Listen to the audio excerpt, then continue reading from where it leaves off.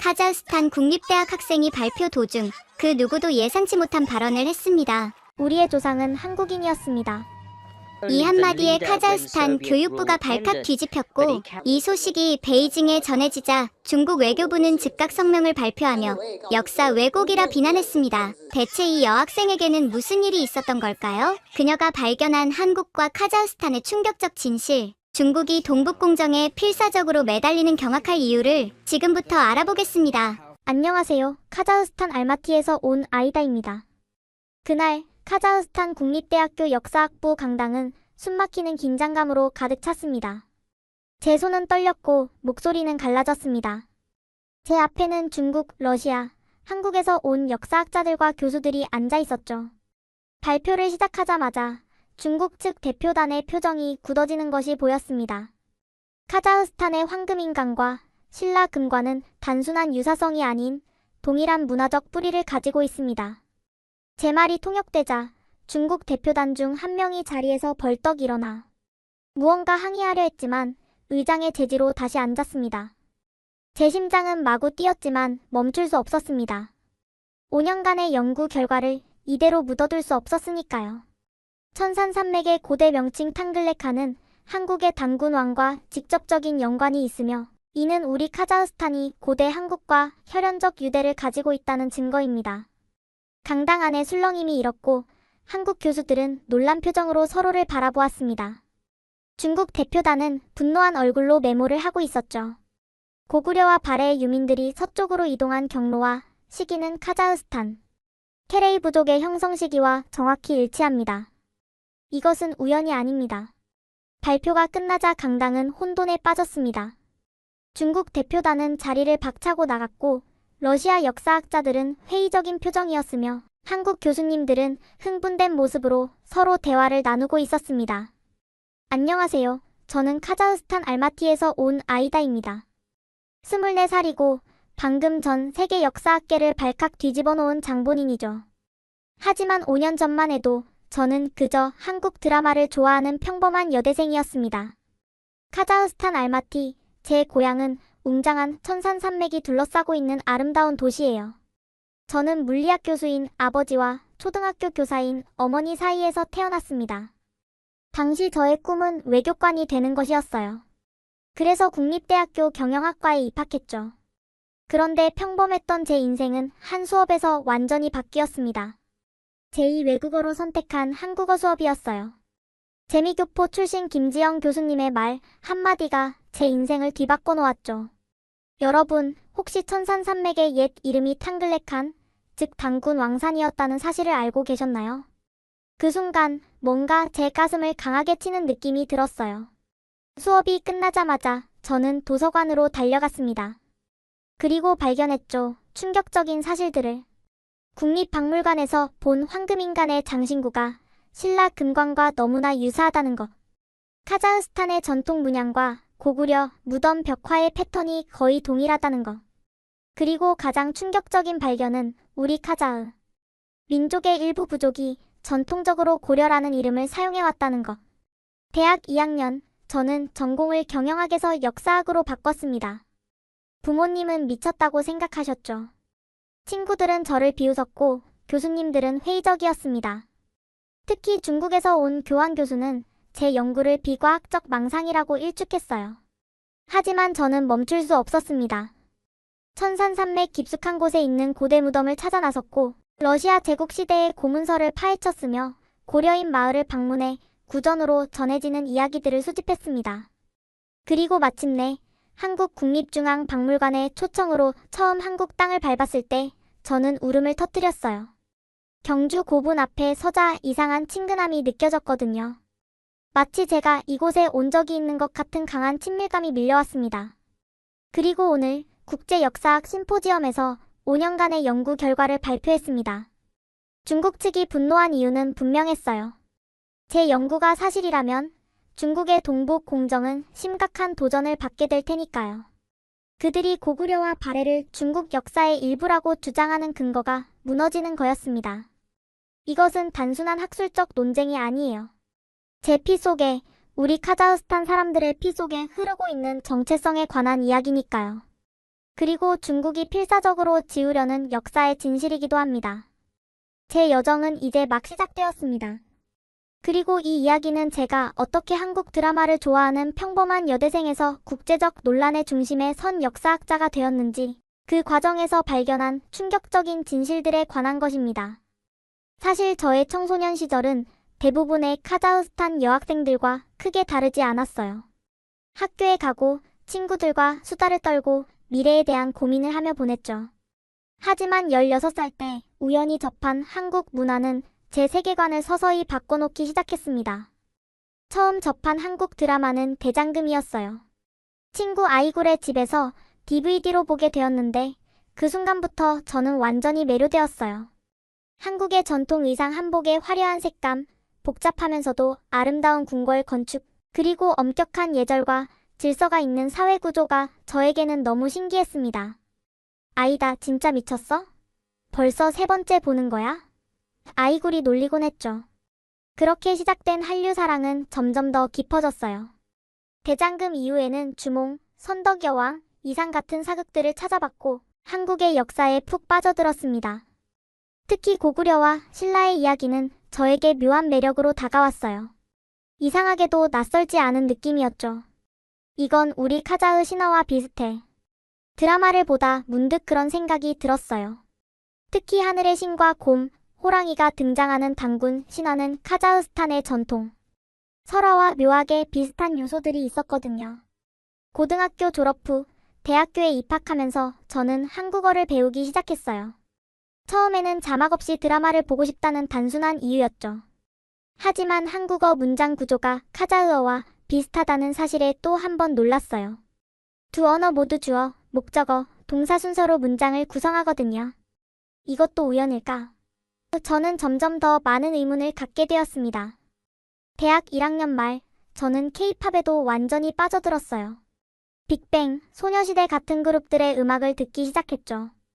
그러다 BTS의 DNA라는 노래를 들었을 때 가사 중 우린 수천 년 전부터 약속되어 있었던 것처럼이라는 부분이 제 가슴을 강하게 울렸어요.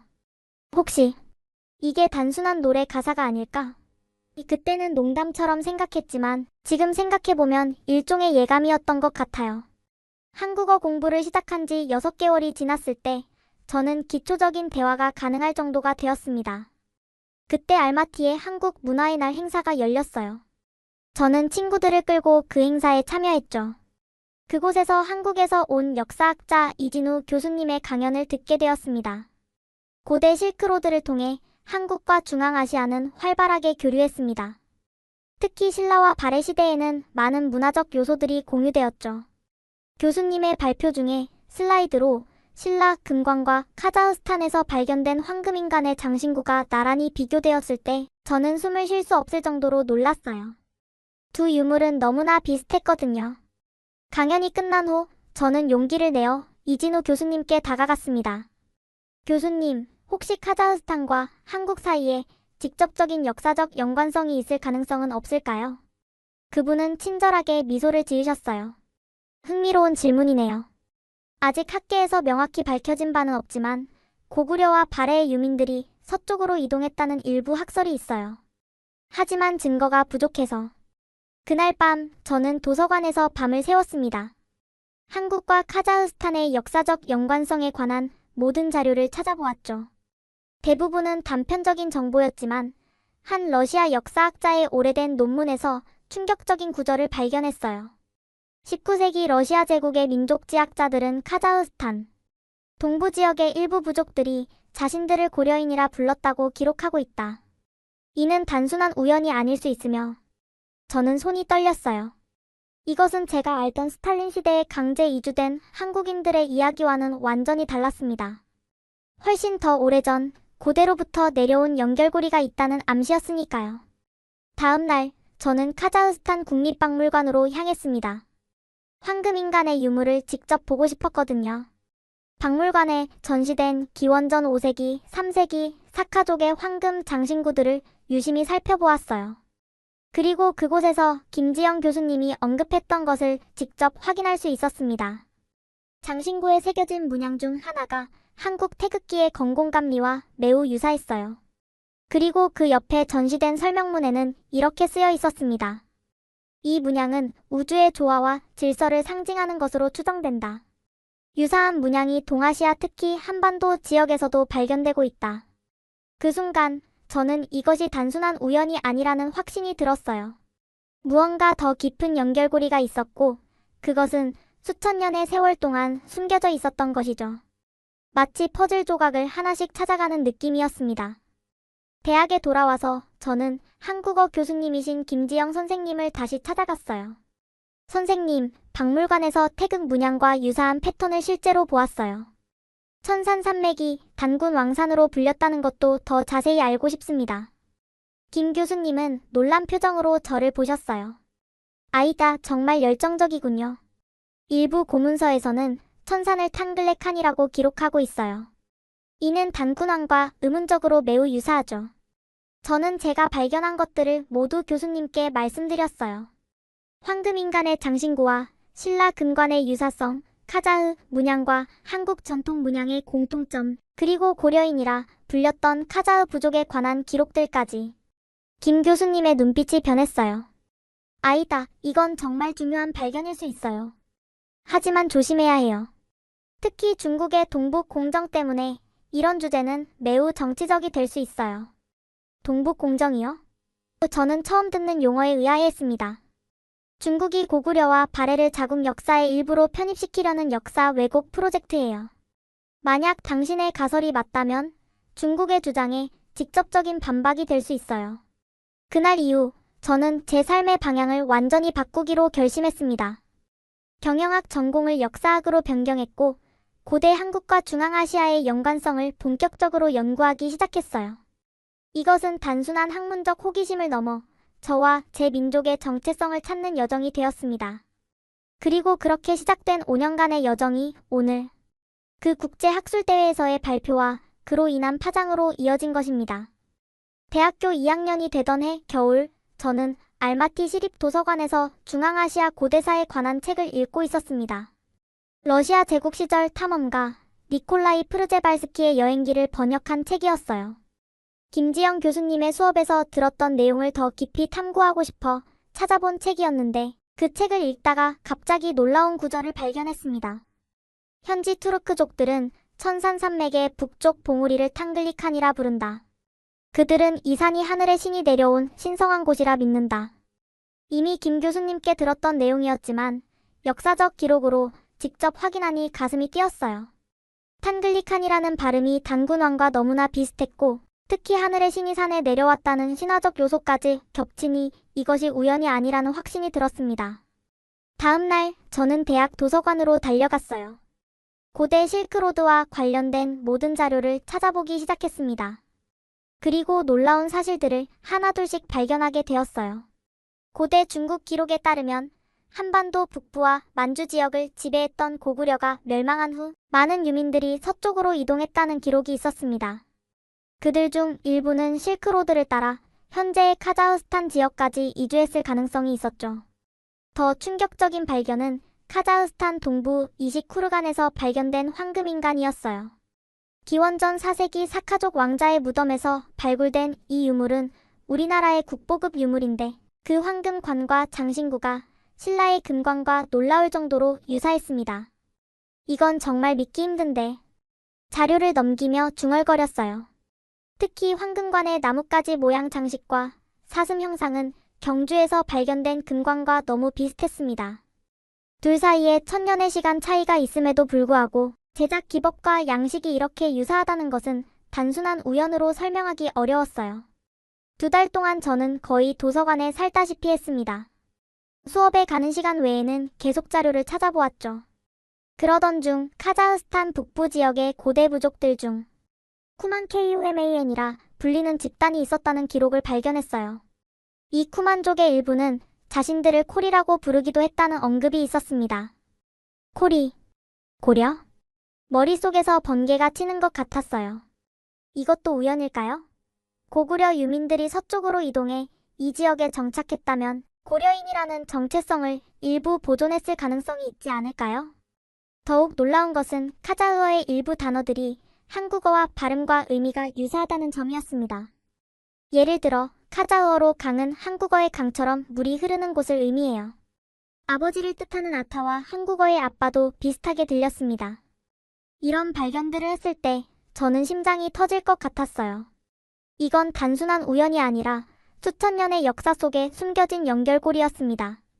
우리 카자흐 민족과 한국인 사이에 고대부터 이어져 온 혈연적, 문화적 유대가 있을 수 있다는 가능성이 점점 더 현실적으로 다가왔어요. 그리고 이 모든 연결고리를 좀 더 명확히 확인하기 위해 저는 다음 발걸음을 국립중앙박물관으로 향했습니다. 이미 한번 방문했던 곳이지만 이제는 더 구체적인 질문과 가설을 가지고 다시 찾아갈 필요가 있었어요. 이 연결고리가 실제로 존재한다면 그 증거는 반드시 우리의 문화유산 속에 숨겨져 있을 테니까요. 추운 겨울날, 저는 알마티 국립중앙박물관으로 향했습니다. 제가 발견한 자료들이 실제 유물과 일치하는지 직접 확인하고 싶었거든요. 박물관에 도착하자마자 황금인간 전시실로 직행했습니다. 황금인간은 카자흐스탄의 국보이자 상징과도 같은 존재예요. 전시실에 들어서자 유리 케이스 안에 정교하게 복원된 황금 의복과 관을 쓴 전사의 모습이 빛나고 있었습니다. 이건 정말 신라 금관과 완벽히 일치하잖아. 말이 나오지 않았어요. 자료로만 봤을 때보다 실물은 더욱 충격적이었습니다. 특히 관 위의 나뭇가지 형태 장식과 사슴 모양 장식은 경주 황남대총에서 발견된 금관과 거의 동일했어요. 단순한 우연으로 치기에는 공통점이 너무 명백했습니다. 이것이 신라 문화의 원류라면 한국 역사의 지평이 완전히 바뀌게 될 텐데. 당시 박물관에서 일하시던 카타리나 박사님께 이 의문을 물어봤습니다. 그녀는 주변을 살피더니 사무실로 저를 급히 초대해 주셨어요. 아니다, 실은. 이 연구는 정치적으로 매우 민감한 사안이에요. 중국 정부가 이 연구를 적극적으로 방해하고 있죠. 카타리나 박사님은 목소리를 낮추며 서랍에서 숨겨둔 연구 자료들을 꺼내 보여주셨습니다. 이 유물들은 고대 한반도 문명이 중앙아시아까지 영향력을 미쳤다는 결정적 증거입니다. 특히 황금인간의 금관은 신라 금관의 제작 기법과 완벽히 일치해요. DNA 분석 결과도 있는데 박사님은 더 낮은 목소리로 말을 이어갔습니다. 이시쿠르간에서 발견된 황금인간의 DNA가 고대 한반도 유전자와 밀접한 연관성을 보인다는 연구 결과가 있었어요. 하지만 중국 정부의 압력으로 이 연구는 출판이 무기한 연기됐습니다. 저는 충격을 금치 못했습니다. 왜 중국이 이런 연구를 방해하는 거죠? 중국의 1대1로 정책과 직결된 문제예요. 중국은 고대 실크로드의 중심이 자국이었다는 역사적 정통성을 주장하며 현대판 실크로드인 1대1로를 추진하고 있어요. 하지만 만약 고대 한반도 문명이 실크로드를 따라 중앙아시아까지 영향력을 행사했다는 증거가 확실해진다면 박사님은 말을 잠시 멈추고 깊은 한숨을 내쉬었습니다. 중국의 역사적 주도권 주장이 무너지게 됩니다. 게다가 이것은 동북 공정과도 직결되어 있어요.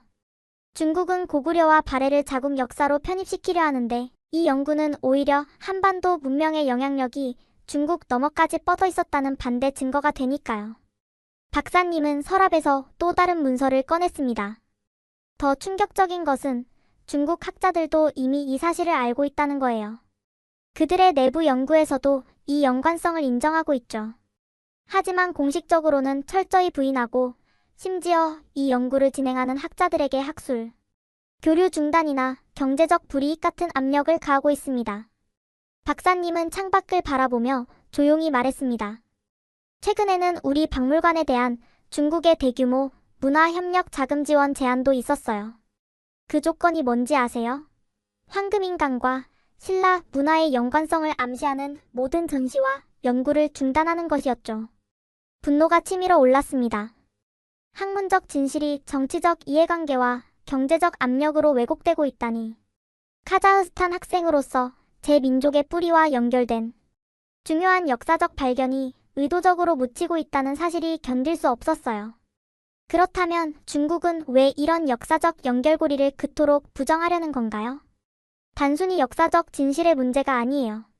만약 고대 한반도 문명이 실크로드를 따라 광범위한 영향력을 행사했다는 사실이 인정된다면 현대 1대1로 정책에서 중국의 역사적 정통성 주장이 약화됩니다.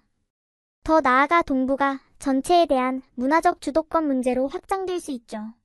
박사님은 마지막으로 충격적인 사실을 알려주셨습니다. 최근 중국 정부는 카자흐스탄을 포함한 중앙아시아 여러 국가의 박물관들에 직접 공문을 보냈어요. 황금인간과 관련된 전시나 연구에서 한반도와의 연관성을 암시하는 내용을 모두 삭제하라는 내용이었죠. 심지어 일부 유물의 대여 요청과 함께 재해석을 위한 공동 연구를 제안하기도 했습니다. 그날 밤 저는 오랫동안 잠을 이루지 못했어요. 단순한 학술적 호기심으로 시작한 연구가 거대한 국제정치의 소용돌이 속에 있다는 사실이 저를 압도했습니다. 다음 날 아침 저는 중요한 결심을 했어요. 이 비밀스러운 역사적 연결고리를 더 깊이 파헤쳐볼 것이고 필요하다면 이 진실을 세상에 알리겠다고 말이죠. 카타리나 박사님의 말씀 이후 저는 중국의 동북 공정에 대해 철저히 조사하기 시작했습니다. 대학 도서관과 인터넷을 통해 관련 정보를 모았죠. 그리고 발견한 사실들은 제 가슴을 무겁게 했어요. 동북 공정은 공식 명칭으로 중국 동북병강사 연구공정이라 불리는 중국 정부의 역사 연구 프로젝트였습니다. 2002년부터 2007년까지 진행된 이 프로젝트의 표면적 목적은 중국 동북 지역의 역사와 문화를 연구하는 것이었지만 실제로는 고구려, 발해 등 한반도와 관련된 고대 국가들을 중국 역사에 편입시키려는 의도가 있었어요. 이건 단순한 학술 연구가 아니라 역사 왜곡이잖아. 자료를 읽으며 중얼거렸습니다.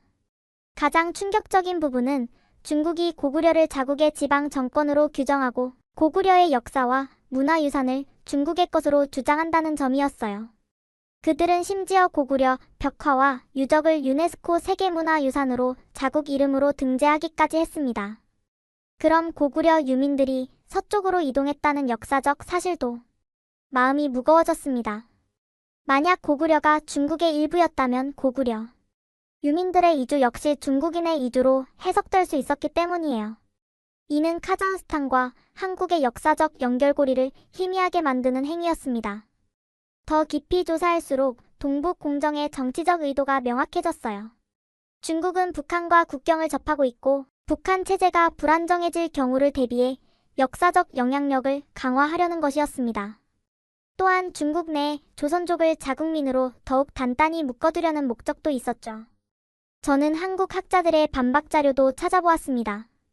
고구려는 분명 독자적인 국가였으며 중국과는 수백 년간 전쟁을 치른 대등한 관계였다는 역사적 증거들이 넘쳐났어요. 하지만 중국은 이런 증거들을 선택적으로 무시하거나 자국에 유리하게 해석하고 있었습니다. 역사는 있는 그대로 인정해야 하는 거 아닌가. 분노와 슬픔이 교차했습니다. 역사는 단순한 과거의 기록이 아니라 민족의 정체성과 직결되는 문제였으니까요. 누군가가 내 뿌리를 부정하고 지우려 한다면 그것은 존재 자체를 위협하는 행위와 다름없었습니다. 특히 충격적이었던 것은 중국의 고구려사 왜곡이 단순히 책이나 논문에 그치지 않고 교과서와 박물관, 심지어 영화와 드라마에까지 반영되고 있다는 사실이었어요. 중국 국민들은 어릴 때부터 고구려는 중국의 지방 정권이었다라고 배우고 있었습니다. 그리고 중국의 이런 역사 왜곡은 카자흐스탄에까지 영향을 미치고 있었어요. 알마티 대학 도서관에 최근 들어온 중국에서 출판된 중앙아시아 역사책에는 고대 한반도와 중앙아시아의 교류에 대한 내용이 의도적으로 축소되어 있었습니다. 대신 중국과 중앙아시아의 오랜 유대관계가 강조되어 있었죠. 이 모든 사실을 알게 된 저는 역사적 진실을 밝히는 일이 단순한 학문적 호기심을 넘어 민족의 정체성을 지키는 중요한 사명이라는 것을 깨달았습니다. 그리고 다음 날 저는 우리 학과 교수님을 찾아가 이 문제에 대한 제 생각을 나누기로 결심했어요. 다음 날 아침 저는 용기를 내어 카자흐스탄 역사학과 이바노프 교수님을 찾아갔습니다. 그분은 중앙아시아 고대사 전문가로 제가 존경하는 학자였어요. 교수님, 고대 카자흐스탄과 고구려의 연관성에 대해 의견을 듣고 싶습니다. 사무실에 들어서자마자 저는 조심스럽게 질문을 던졌어요. 이바노프 교수님은 잠시 저를 살펴보시더니 문을 닫고 자리에 앉으라고 하셨습니다. 아이다, 위험한 주제를 건드리고 있군. 그 문제는 학문적으로도 정치적으로도 매우 민감해. 교수님은 목소리를 낮추며 말씀하셨어요. 그분의 표정에서 조심스러움과 함께 어떤 긴장감도 느껴졌습니다. 하지만 진실은 알아야 하지 않을까요? 왜 우리의 뿌리와 정체성을 다른 나라가 지우려 하는 걸까요? 제 목소리가 약간 떨렸어요. 교수님은 깊은 한숨을 내쉬셨습니다. 역사는 항상 권력의 도구였다. 특히 중국 같은 강대국에게는 더욱 그렇지. 그들은 역사적 정통성을 확보하여 현재와 미래의 영향력을 정당화하려 해. 교수님은 서랍에서 낡은 책 한 권을 꺼내 보여주셨어요. 소련 시절 출판된 고대 투르크족에 관한 책이었습니다. 이 책에는 카자흐스탄 동부 지역에서 발견된 고대 무덤에서 출토된 유물 중 한반도 스타일의 도자기와 장신구가 있다고 기록되어 있어. 하지만 그 연구는 더 이상 진행되지 않았지. 교수님은 페이지를 넘기며 계속 말씀하셨어요. 소련 시절에는 이런 연구가 민족주의적이라는 이유로 억압되었고, 소련 붕괴 후에는 중국의 경제적 영향력 때문에 눈치를 보게 되었지. 지금 카자흐스탄은 중국의 1대1로 정책에 깊이 연관되어 있어. 경제적 이해관계가 역사 연구보다 우선시되는 현실이야. 저는 울분이 치밀었습니다. 학문적 진실이 정치와 경제에 종속된다는 사실이 너무 분했어요. 그럼 우리는 그냥 침묵해야 한다는 말씀인가요? 우리의 역사가 왜곡되도록 두어야 한다는 거죠? 교수님은 잠시 침묵하시더니 제 눈을 똑바로 바라보셨습니다. 침묵할 필요는 없어. 하지만 지혜롭게 접근해야 해. 직접적인 대립보다는 충실한 학문 연구를 통해 증거를 쌓아가는 것이 중요하지. 너는 아직 경영학과 학생이니 더 배우고 더 준비해. 그리고 한국 학자들과 접촉해보는 것도 좋은 방법일 거야. 교수님의 말씀에 새로운 희망이 보였습니다. 제가 혼자가 아니라는 것, 그리고 진실을 밝히기 위한 길이 있다는 것을 알게 되었으니까요. 사무실을 나오면서 저는 결심했어요. 이제 더 이상 경영학이 아닌 역사학으로 전공을 바꾸어 이 문제를 본격적으로 연구해보겠다고 말이죠. 교수님과의 대화 이후 저는 큰 결심을 했습니다. 경영학에서 역사학으로 전공을 바꾸기로 한 거죠. 이건 제 인생의 큰 전환점이었어요. 학부 3학년 중간에 전공을 바꾸는 것은 쉬운 결정이 아니었습니다. 1년 이상 졸업이 늦어질 수도 있었고, 새로운 분야에서 처음부터 다시 시작해야 했으니까요. 전과 신청서를 작성하던 날, 손이 떨렸어요. 제 미래가 달린 결정이었으니까요. 학과장 사무실 앞에서 한참을 망설였습니다. 문을 두드리기 전 깊은 숨을 들이마셨어요. 들어오세요. 교수님, 전공 변경에 관해 상담하러 왔습니다. 역사학과 학과장 카리모프 교수님은 제 신청서를 천천히 읽어보셨습니다. 그분의 표정에서는 아무것도 읽을 수 없었어요. 아이다, 왜 갑자기 경영학에서 역사학으로 전과하려는 건가? 저는 솔직하게 말했습니다. 고구려와 카자흐스탄의 역사적 연관성에 대한 제 발견들, 그리고 동북 공정으로 위협받는 역사적 진실에 대한 제 생각을. 흥미로운 가설이군. 하지만 학문적 증거가 충분한가? 아니면 민족주의적 감정에 휩쓸린 것인가? 교수님의 질문은 날카로웠습니다. 저는 준비해온 자료들을 하나씩 꺼내 보여드렸어요. 황금인간과 신라 금관의 유사성, 천산산맥과 단군 왕산의 연관성, 고구려 유민들의 서쪽 이동에 관한 역사적 기록들. 카리모프 교수님은 자료들을 꼼꼼히 살펴보셨습니다. 그의 눈빛이 점점 달라지는 것을 느낄 수 있었어요. 이 주제는 정치적으로 매우 민감해. 특히 중국과의 관계에서. 알고 있습니다, 교수님. 하지만 역사적 진실은 정치를 초월해야 하지 않을까요? 잠시 침묵이 흘렀습니다. 교수님은 창밖을 바라보시더니 다시 저를 향해 말씀하셨습니다. 학문의 길은 쉽지 않아. 특히 내가 선택한 주제는 더욱 그렇지. 역사학에서는 객관적 증거가 무엇보다 중요해. 감정이 아닌 사실에 기반해야 한다는 걸 명심하게. 그리고 교수님은 제 전과 신청서에 서명을 하셨습니다. 손이 떨리는 것을 감추려 했지만 저는 그분의 손가락이 미세하게 떨리는 것을 봤어요. 감사합니다, 교수님. 아이다, 한 가지만 약속하게. 진실을 추구하되 항상 신중하고 객관적이어야 해. 역사는 때로 양날의 검이 될 수 있으니. 정과가 승인된 후 저는 완전히 새로운 세계에 발을 들였습니다. 고대사, 역사연구방법론, 고고학개론 등 새로운 과목들을 수강했어요. 밤을 새워가며 공부했고 다른 학생들을 따라잡기 위해 2배로 노력했습니다. 특히 중앙아시아 고대사와 한반도 역사 관련 수업에 집중했어요. 수업 중에 질문을 많이 했고 교수님들의 개인 면담 시간을 최대한 활용했습니다. 그리고 무엇보다 고구려와 카자흐스탄의 연관성에 관한 자료를 꾸준히 모았어요. 전과 후 첫 학기가 끝날 무렵 저는 역사학과 신입생 세미나에서 제 연구 주제를 발표할 기회를 얻었습니다. 그날이 제 학술적 여정의 진정한 시작이었어요. 전공을 바꾸는 것은 학교에서만 큰 변화가 아니었습니다. 집에서도 크나큰 반발에 부딪혔어요. 부모님께 전과 소식을 알리던 날, 저희 집 식탁은 전쟁터가 되었습니다. 아이다, 말도 안 돼. 경영학은 취업이 잘 되는 전공이야. 영어, 중국어, 한국어까지 할 수 있으면 국제기업에 취직할 수 있잖아. 아버지는 화가 나신 것 같았어요. 평소 차분하신 분이었는데 그날따라 목소리가 높아졌습니다. 게다가 역사학이라니? 그걸로 무슨 미래가 있다고 생각하니? 역사학과 졸업생들이 지금 얼마나 취업난을 겪고 있는지 알아? 어머니는 더 실망하신 것 같았어요. 눈시울이 붉어지셨거든요. 왜 갑자기 이런 결정을 한 거니? 내 미래를 생각해봐, 아이다. 저는 제가 발견한 것들, 고구려와 카자흐스탄의 역사적 연관성, 중국의 역사 왜곡에 대해 설명했습니다. 하지만 부모님은 이해하지 못하셨어요. 그게 뭐가 중요하니? 수천 년 전 이야기가 지금 내 삶에 무슨 영향을 미친다는 거야? 아버지의 말씀에 저는 깊은 상처를 받았습니다. 제게는 이것이 단순한 과거의 이야기가 아니었으니까요. 우리의 정체성, 우리가 누구인지에 관한 근본적인 문제였습니다. 친구들의 반응도 크게 다르지 않았어요. 제 절친한 친구 아이굴은 걱정스러운 눈빛으로 물었습니다. 아이가 정말 괜찮은 거야? 갑자기 전공을 바꾸고. 게다가 그런 위험한 주제로 연구한다니. 중국 정부가 싫어할 수도 있잖아. 다른 친구 마라트는 더 직설적이었어요. 솔직히 말해서 난 내가 미쳤다고 생각해.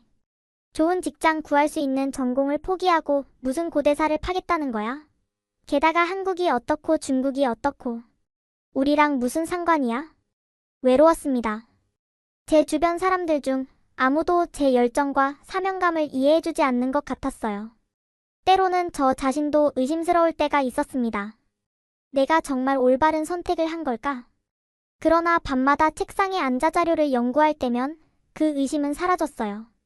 특히 황금인간과 신라 금관의 사진을 나란히 놓고 볼 때면 가슴속에서 무언가 뜨거운 것이 올라왔습니다.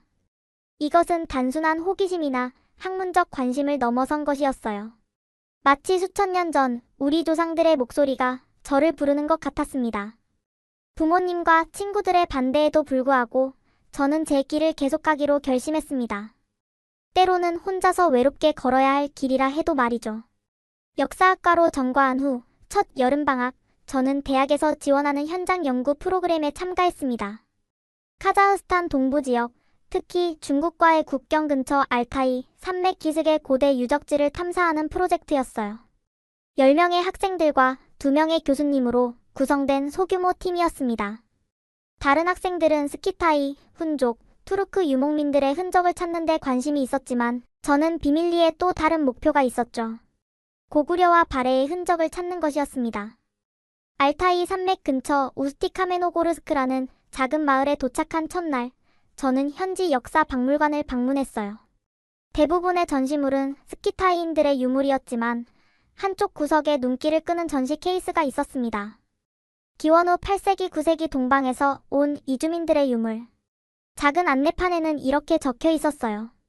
유리 케이스 안에는 청동 거울, 도자기 파편, 그리고 몇 개의 장신구가 전시되어 있었습니다.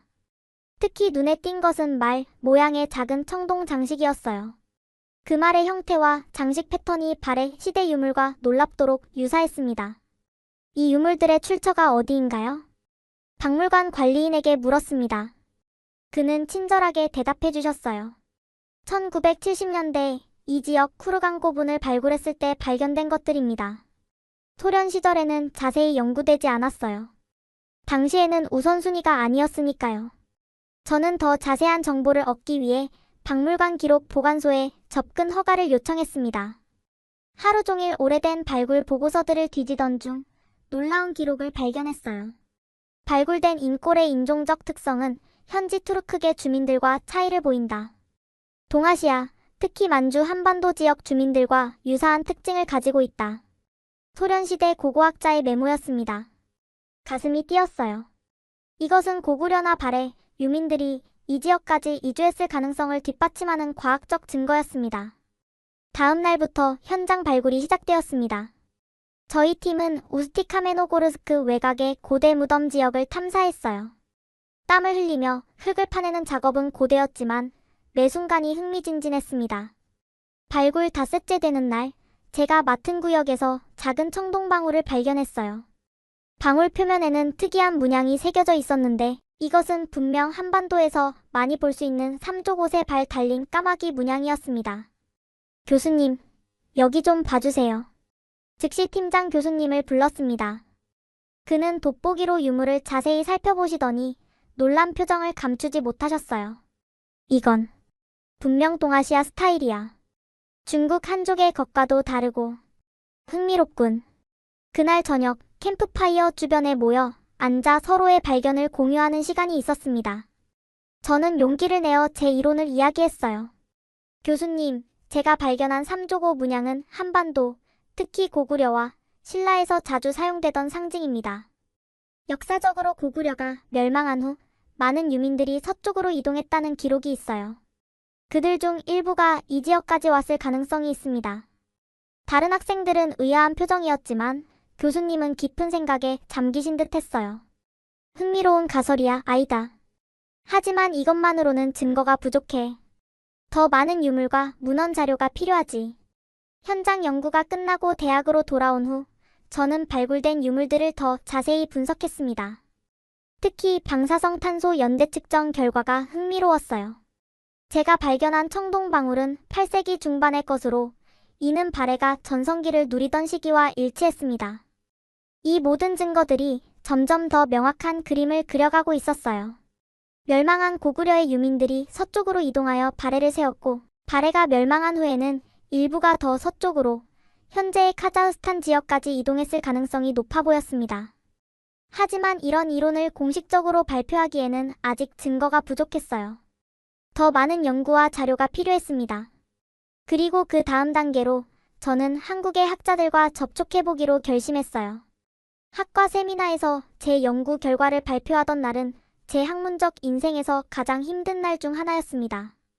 역사학과 강의실에는 교수님들과 대학원생들, 그리고 몇몇 학부생들이 모여 있었어요. 발표를 시작하며 저는 약간 떨렸지만 준비한 자료들을 하나씩 보여주기 시작했습니다.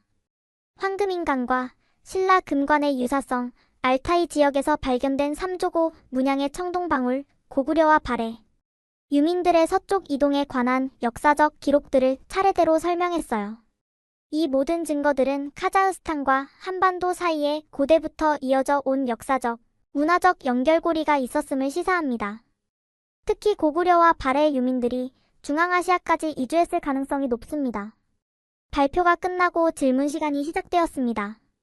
첫 번째 질문은 고고학 교수님으로부터 왔어요. 아이다, 장신구의 유사성만으로 문화적 연관성을 주장하는 것은 위험한 비약이 아닐까요? 비슷한 문양과 형태는 서로 다른 문화권에서 독립적으로 발전할 수도 있습니다. 그 질문은 예상했던 것이라 차분히 대답할 수 있었어요.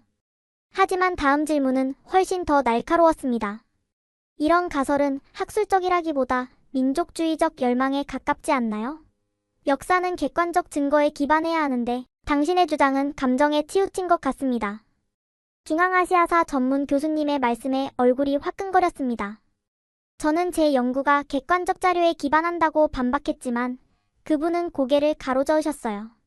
더 충격적인 비판은 방청객 중 한 대학원생으로부터 나왔습니다. 이런 연구는 중국과의 관계를 위태롭게 할 수 있어요. 당신은 정치적 영향까지 고려했나요? 특히 1대1로 정책으로 중국의 투자가 증가하는 시점에서 말이죠. 세미나가 끝난 후 몇몇 교수님들은 저를 따로 불러 조언을 해주셨습니다. 그것은 친절한 경고에 가까웠어요. 아이다, 너의 열정은 이해해. 하지만 이런 민감한 주제는 더 많은 증거가 필요해. 그리고 정치적 맥락도 고려해야 해.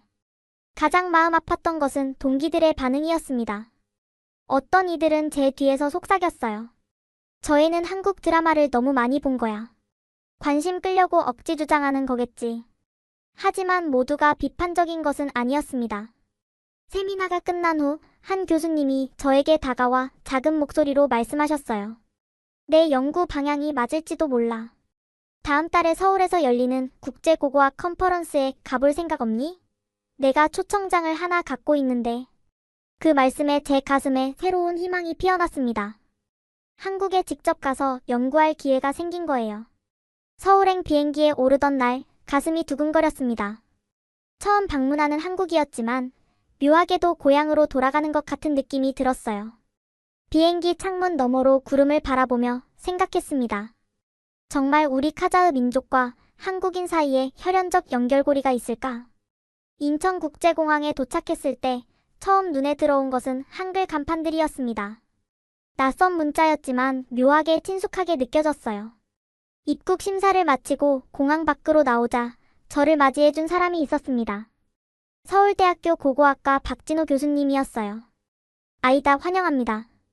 카자흐스탄에서 온 학생이 우리 역사에 관심을 가져준다니 정말 반갑군요. 박 교수님은 저를 국립중앙박물관으로 직접 안내해 주셨습니다. 그곳에서 저는 신라 금관을 처음으로 직접 볼 수 있었어요. 유리 케이스 앞에 서서 금관을 바라보는 순간 숨이 멎는 것 같았습니다. 카자흐스탄의 황금인간 관과 너무나 유사했기 때문이에요. 놀랍죠? 이 금관은 신라시대 5세기 6세기의 것입니다. 박 교수님이 설명해 주셨어요. 저는 황금인간의 사진을 꺼내 보여드렸습니다. 이것은 카자흐스탄에서 발견된 황금인간의 관입니다. 기원전 5세기의 것으로 추정돼요.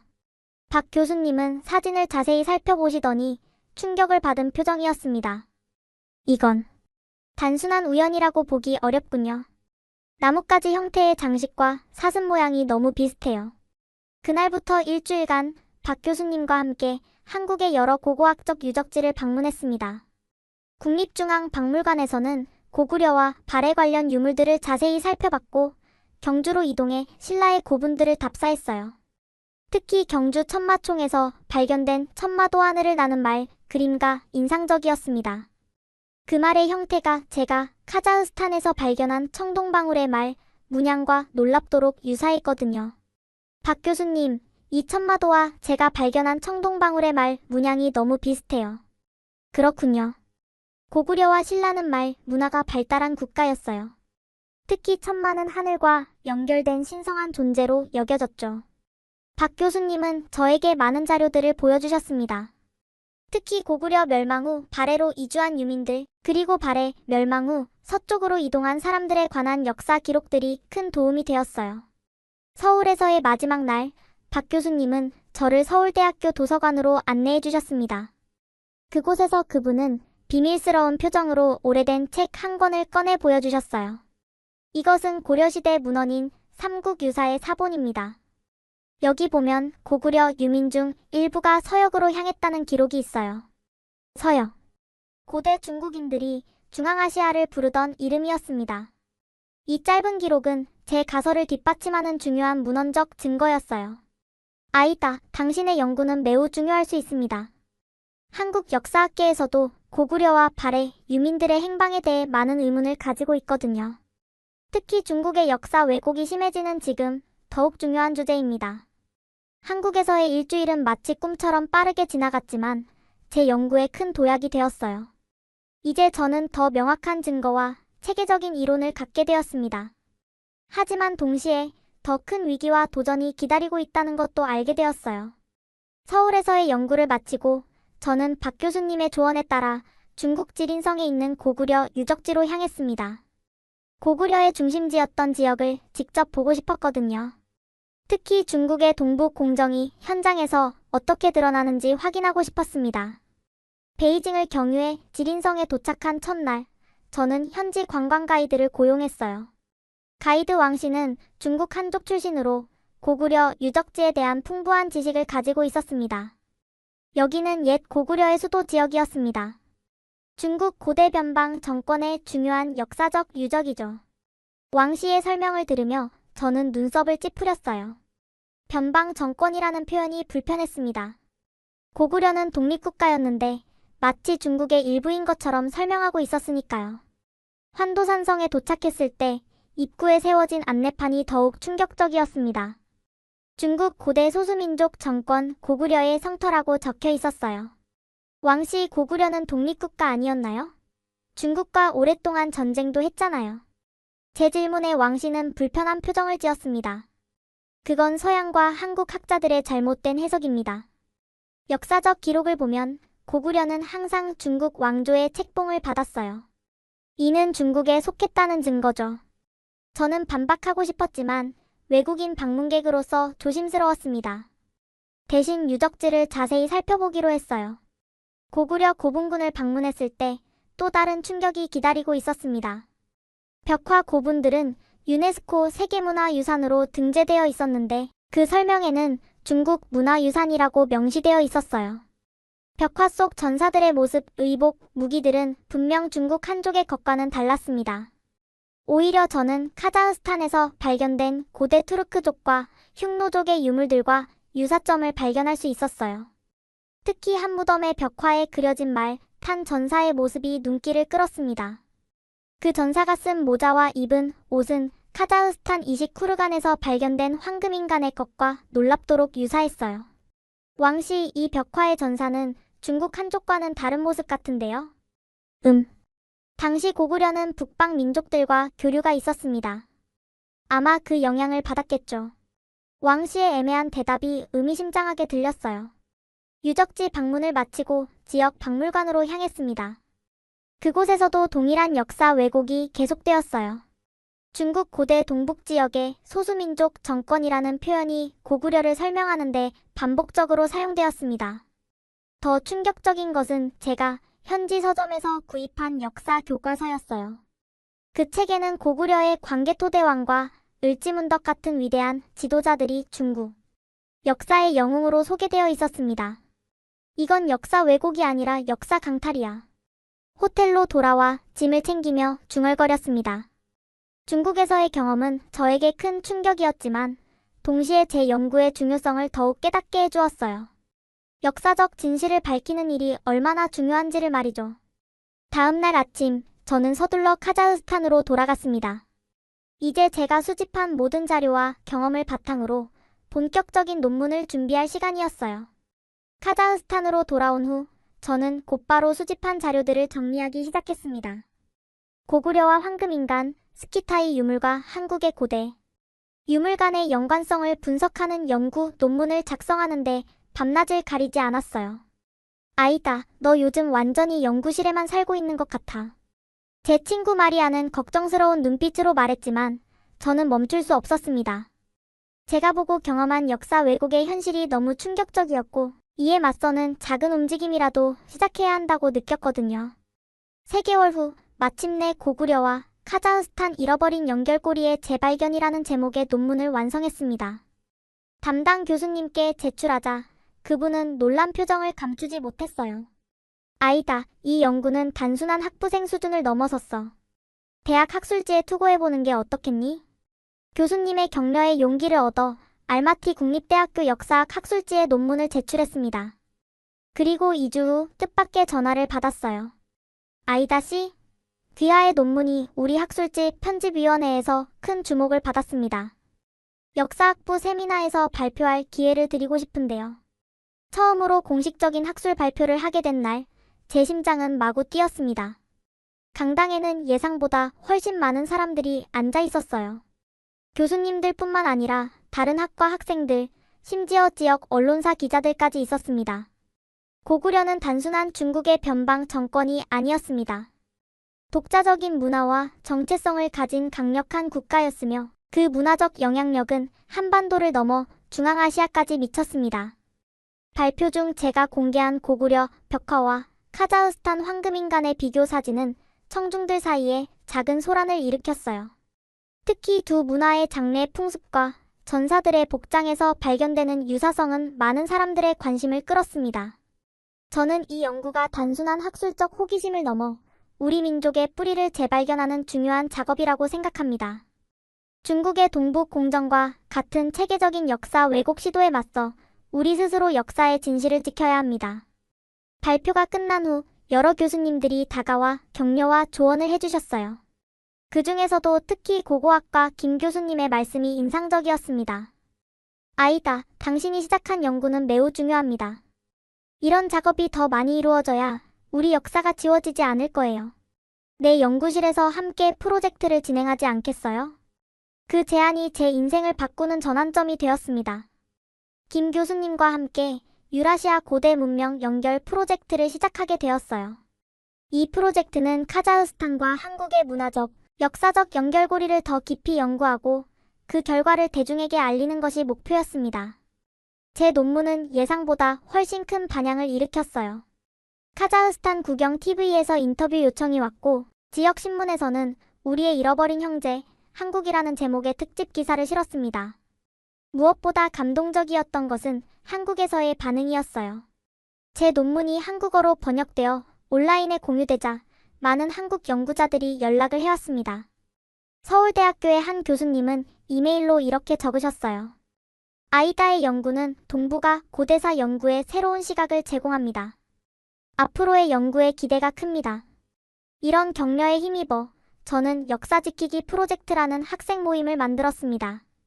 역사학과와 고고학과 학생들, 그리고 한류에 관심 있는 학생들이 모여 정기적으로 세미나를 진행하고 SNS를 통해 카자흐스탄과 한국의 역사적 연결고리에 대한 정보를 공유하기 시작했어요. 우리의 작은 움직임이 역사 왜곡에 맞서는 큰 물결이 될 수 있다고 믿었습니다. 그리고 그 믿음은 점점 현실이 되어가고 있었어요.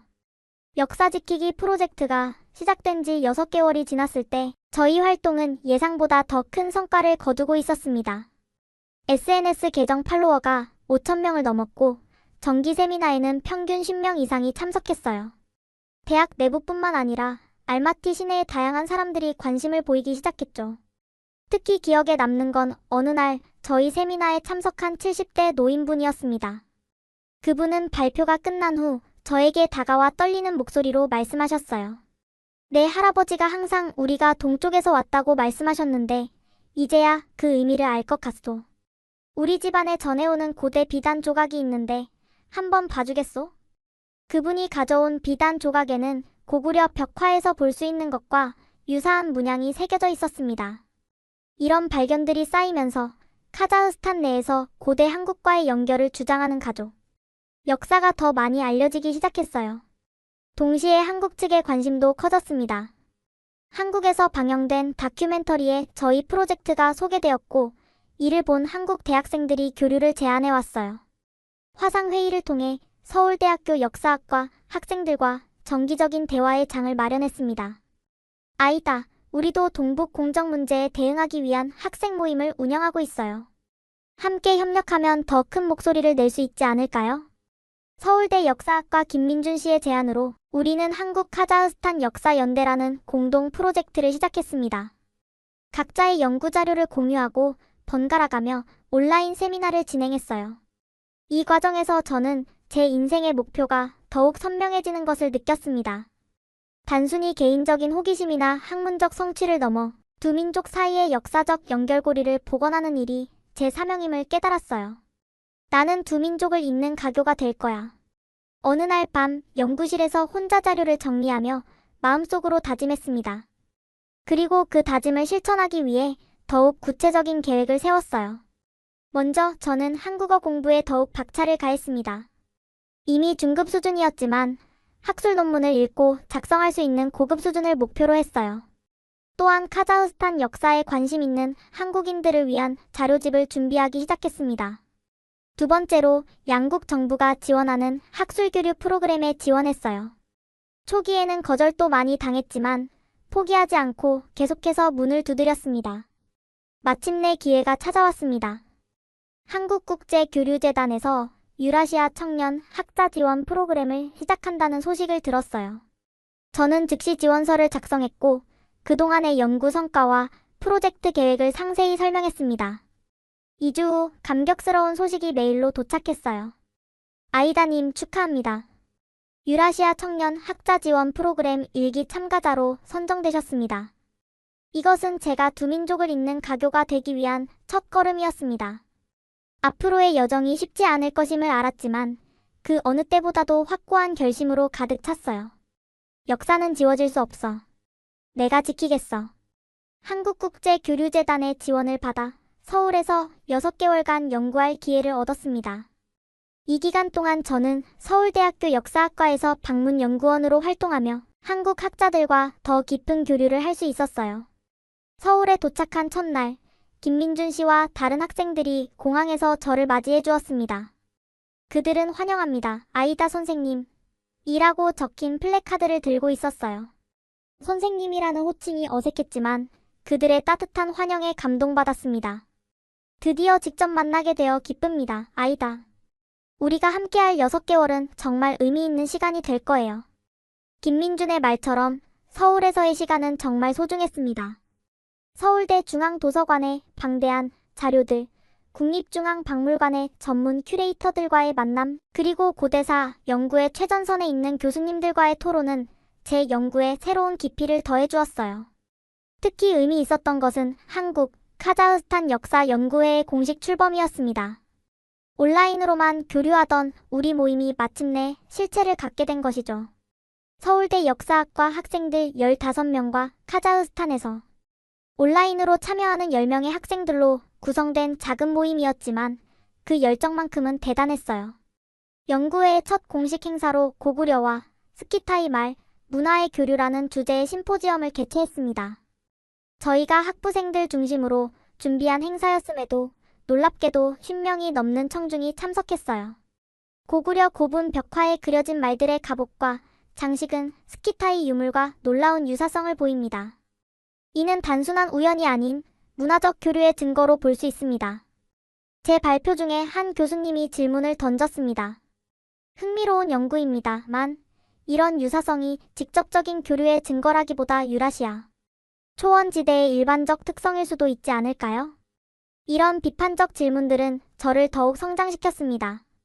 반박이 아닌 더 깊은 연구의 필요성을 느끼게 해주었거든요. 연구의 활동은 점점 확대되었습니다. 정기 세미나, 답사활동, 온라인 소식지, 발간 등 다양한 방식으로 두 나라의 역사적 연결고리를 탐구하고 알리는 일에 힘썼어요. 특히 인상적이었던 건 한국 학생들의 열정이었습니다. 그들은 카자흐스탄어를 배우기 시작했고 카자흐스탄의 역사와 문화에 진심으로 관심을 보였어요. 우리가 같은 뿌리를 가졌을지도 모른다는 생각은 정말 흥미로워요. 더 많은 증거를 찾아내고 싶어요. 김민준의 말처럼 우리 연구회는 단순한 학술 모임을 넘어 역사적 진실을 추구하는 열정 넘치는 공동체가 되어가고 있었습니다. 그리고 저는 이 공동체의 중심에서 두 민족을 잇는 가교 역할을 충실히 수행하고 있었어요. 한국에서의 6개월이 마무리될 즈음 우리 연구회는 더 큰 도전에 직면하게 되었습니다. 중국에서 새로운 동북 공정 연구 성과라며 고구려는 중국 지방정권의 일종이라는 주장을 담은 학술서를 발간한 것이었어요. 이 책은 중국 내에서 공식 교재로 채택되었고 해외 대학들에도 적극적으로 배포되고 있었습니다. 심지어 카자흐스탄 대학들에도 기증 형식으로 보내져 왔어요. 이대로 두면 잘못된 역사가 점점 공식화될 거예요. 우리가 무언가 해야 합니다. 김민준의 말에 모두가 공감했습니다. 하지만 학부생 중심의 작은 연구회가 할 수 있는 일이 무엇일까요? 고민 끝에 우리는 동북 공정 바로 알기 프로젝트를 시작하기로 했어요. 먼저 중국 측 주장의 논리적 오류와 왜곡된 증거들을 분석한 반박 자료집을 준비했습니다. 저는 카자흐스탄에서 발견된 고구려 관련 유물과 자료들을 정리했고 한국 학생들은 한국 내 역사적 증거들을 수집했어요. 고구려의 영역은 현재의 중국 동북부와 한반도 북부를 아우르는 독립국가였습니다. 수당 왕조와의 전쟁에서 볼 수 있듯이 중국과는 분명히 구분되는 정치체였습니다. 우리가 준비한 자료집은 잊혀진 역사, 고구려 유라시아의 징검다리라는 제목으로 한국어, 영어, 러시아어, 중국어, 카자흐어 5가지 언어로 번역되었습니다. PDF 형태로 무료 배포했고 예상을 뛰어넘는 호응을 얻었어요. 서울대학교에서 열린 동아시아 고대사 재조명 학술대회에서는 우리 연구회가 특별 세션을 맡게 되었습니다. 제가 주발표자로 나서서 스키타이 고구려 연결가설을 발표했어요. 철기시대 초원 민족의 문화적 특징이 고구려 초기 문화에서 발견되는 것은 우연이 아닙니다. 이는 유라시아 대륙을 가로지르는 민족 이동과 문화 교류의 흔적입니다. 발표 후 청중석에서 한 노교수님이 일어나셨습니다. 40년간 역사학을 연구해왔지만 이렇게 신선한 관점은 처음입니다. 증거가 더 필요하겠지만 이 가설은 충분히 검토할 가치가 있습니다. 전문가의 인정은 우리에게 큰 힘이 되었습니다. 하지만 당연히 도전도 있었어요. 중국 유학생들 중 일부는 우리 활동에 적극적으로 반발했고 간혹 논쟁이 감정적으로 흐르기도 했습니다. 그럼에도 저희는 학문적 태도를 잃지 않으려 노력했어요. 감정이 아닌 증거로 말하고 역사가 정치적으로 이용되는 것을 경계했습니다. 우리의 목적은 진실을 찾는 것이에요. 누구를 비난하거나 공격하는 게 아닙니다. 제가 항상 강조했던 말이었죠. 역사 왜곡에 맞서는 일은 결코 쉽지 않았지만 한국과 카자흐스탄의 젊은이들이 함께 목소리를 높이는 것만으로도 큰 의미가 있었습니다. 한국에서의 마지막 날, 연구회 친구들이 마련한 작별 파티에서 김민준이 건넨 말이 아직도 가슴에 남아있어요. 아이다, 당신이 아니었다면 우리는 이런 연결고리를 알지 못했을 거예요. 진심으로 감사합니다. 지금까지 카자흐스탄 아이다의 이야기였습니다. 역사는 종종 강대국의 이해관계에 따라 왜곡되거나 지워질 위험에 처하지만 진실을 향한 열정은 국경을 넘어 사람들을 연결합니다. 여러분도 잊혀진 역사나 숨겨진 문화적 연결고리에 관심이 있으신가요? 댓글로 여러분의 생각을 나눠주세요. 좋아요와 구독은 영상 제작에 큰 도움이 됩니다. 다음 이야기로 찾아뵙겠습니다. 지금까지 원더풀의 사연이었습니다.